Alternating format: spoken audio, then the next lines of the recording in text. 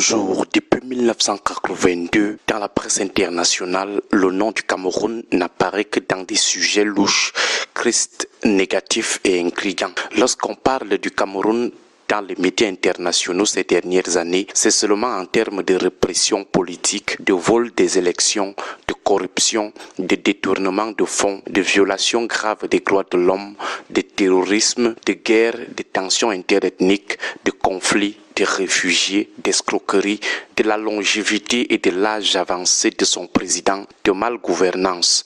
Voilà les scores internationaux du régime de Yaoundé. Il s'est bâti une réputation dans la négativité. C'est plutôt ce régime qui ternit l'image du Cameroun à l'international. Certains citoyens se battent avec des prouesses pour qu'on parle du Cameroun en bien dans les médias internationaux, mais curieusement, quelques heures après, le gouvernement va poser un acte ignoble qui va vite éteindre cette prouesse qui était déjà sur le point de faire rayonner l'image du pays. Chaque fois qu'un citoyen camerounais réussit à réaliser un exploit monumental sur la scène internationale, le régime s'empresse de commettre une maladresse institutionnelle ou une arrestation arbitraire qui vient balayer ce capital de sympathie. C'est comme si le gouvernement éprouvait une forme de jalousie envers la lumière et préférait ramener le pays dans l'ombre de ses tripatouillages constitutionnels et de ses lois liberticides. Lorsque vous parcourez les titres des journaux étrangers sur le Cameroun, vous lisez seulement des choses lugubres sur le pays. Récemment, c'était la fraude électorale et la répression sanglante post-électorale. Aujourd'hui, ce sont les tripatouillages de la Constitution et d'autres textes comme le Code électoral. Chaque fois que certaines ambassades ou certains cabinets internationaux nous consultent sur les choses du Cameroun, les échanges tournent toujours sur des histoires tristes. On dirait que le gouvernement camerounais ne produit que la tristesse comme actualité. Voilà un gouvernement qui ne renvoie que de mauvaises images du pays. Lorsque les rédactions des grands journaux mondiaux se penchent sur le cas camerounais, elles n'ont que le déclin, la guerre, le terrorisme, la brutalité politique, l'âge avancé du président, la confiscation du pouvoir, le népotisme et la corruption comme sujet.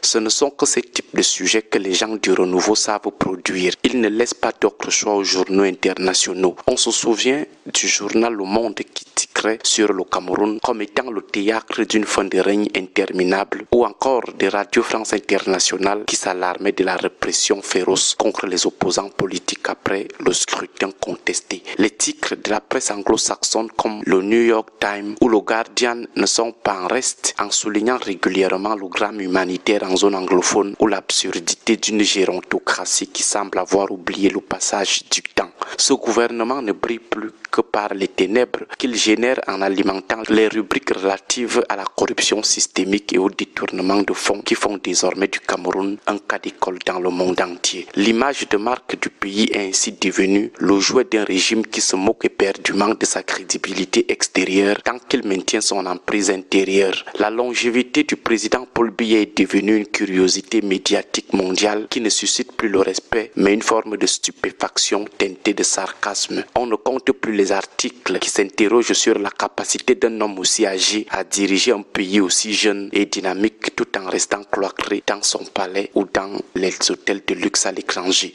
Cette déconnexion est le terreau de toutes les crises car le vide de gouvernance est comblé par des tensions interethniques et une instabilité que le pouvoir semble parfois instrumentaliser pour mieux régner. Le gouvernement camerounais est l'un des plus gros fournisseurs de tristes actualités dans les médias du monde, là où il devrait vendre de l'attractivité et de l'innovation. Aucune action d'éclat positive ne vient jamais de la part de l'ogre de 82. La seule créativité dont fait preuve ce pouvoir réside dans sa capacité à inventer de nouveaux scandales et à produire l'eau sale.